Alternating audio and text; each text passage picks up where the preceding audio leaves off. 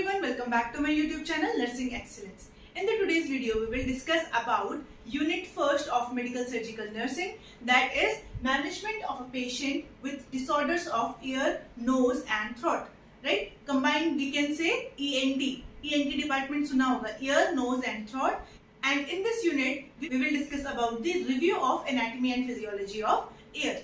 Before moving to the topic, I would like to request you to please like, subscribe and share to my channel, as it means a lot to me and provides motivation to make new videos like this. So without any delay, let's get started. What is the anatomy and physiology of the ear? Firstly, as you can see here, the image of ear, the outermost portion of the ear is external ear, that we can see also from the outside. Okay, this is the pinna, or we can also say auricle. Here is the organ which performs dual function. First one is the hearing and second one is the balance. This sense of hearing is very important, as we all know. अगर हम सुन सकेंगे तभी हम communicate करने में able रहेंगे, right? And sense of balance, we can also say equilibrium, right? अगर हम लोग बैलेंस बना पाएंगे बॉडी का, तभी हम खड़े होने के लिए एबल हैं, तभी हम चलने के लिए एबल हैं, तभी हम कोई भी गेट मेंटेन करने के लिए एबल हैं, तभी हम कोई भी कोऑर्डिनेशन करने के लिए एबल हैं. So the ear is the organ which performs dual function. First one is the hearing and second one is the balance. Now this organ is divided into three parts. First one is your external ear, second one is your middle ear and last one is your inner ear. Okay. So firstly we will discuss about the external ear. Now what is the anatomy of external ear? External ear consists of your pinna. This is the outer part of the external ear. Okay. And the ear canal, or we can also say this external auditory canal or tube.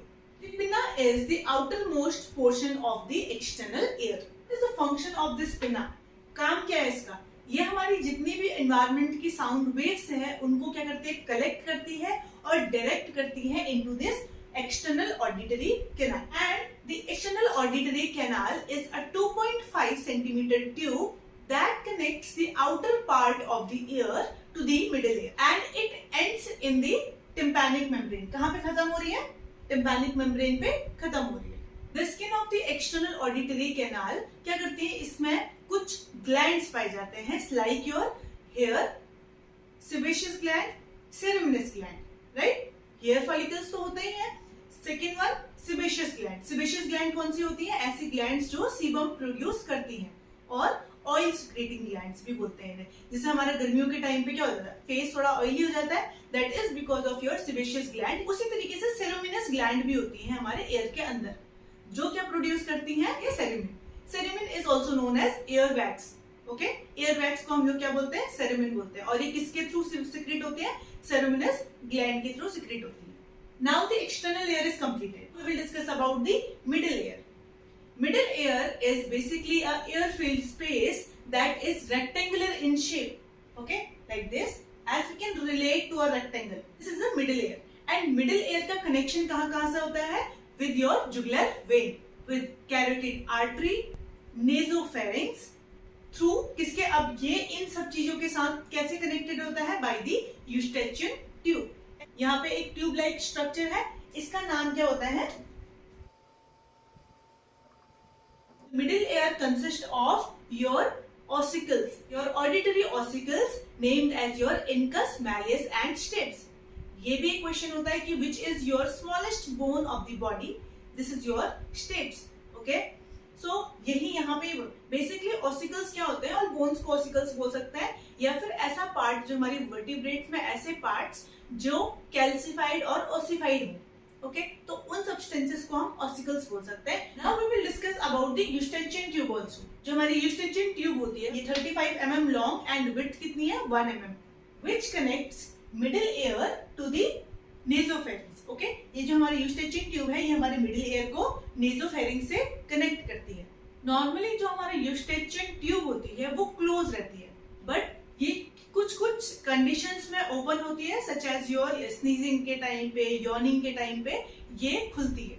Basically इस tube का काम क्या है? कि अंदर कोई भी normal secretions को तो ड्रेन आउट करती है, साथ में अगर कोई अबनॉर्मल सिक्रेशंस भी है उसको भी ड्रेन आउट करती है.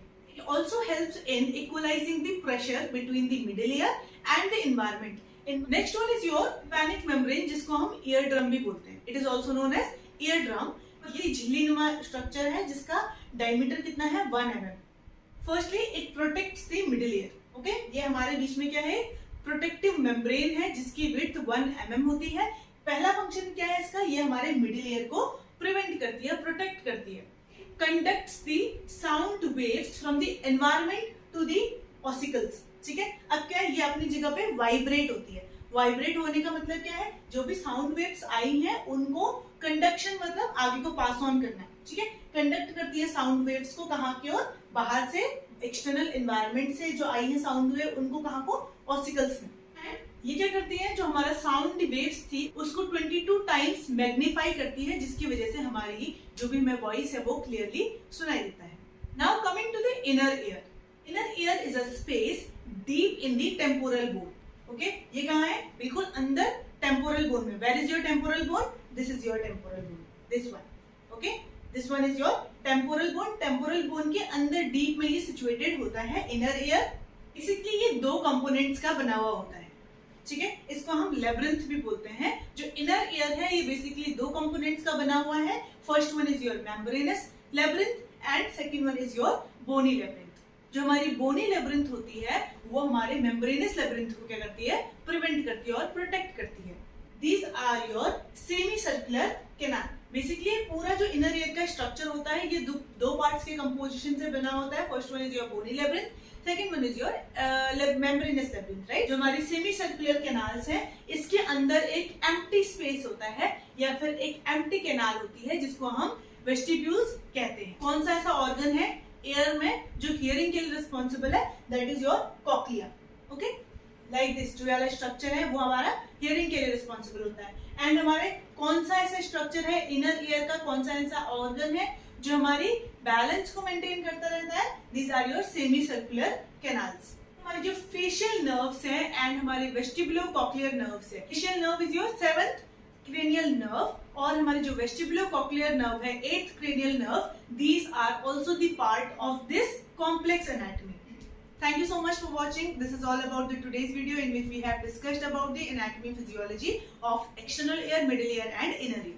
If you have any doubts then please come let me know in the comment section.